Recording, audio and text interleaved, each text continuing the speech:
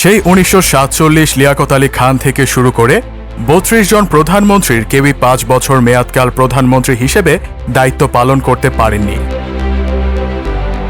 পাকিস্তানের রাজনীতির গতিপথ অনুমান করা কঠিন।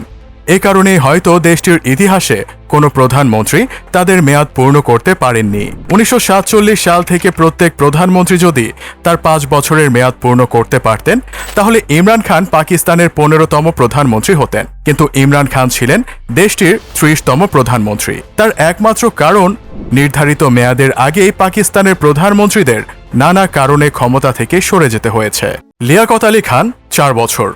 পাকিস্তানের প্রথম প্রধানমন্ত্রী লিয়াকত আলী খান 1947 সালের 15ই আগস্ট নির্বাচিত হন। 1951 সালের 16 অক্টোবর রাওয়ালপিন্ডিতে আততায়ীর তিনি নিহত হন। মৃত্যুর আগে 4 বছর প্রধানমন্ত্রীর দায়িত্ব পালন করেন তিনি।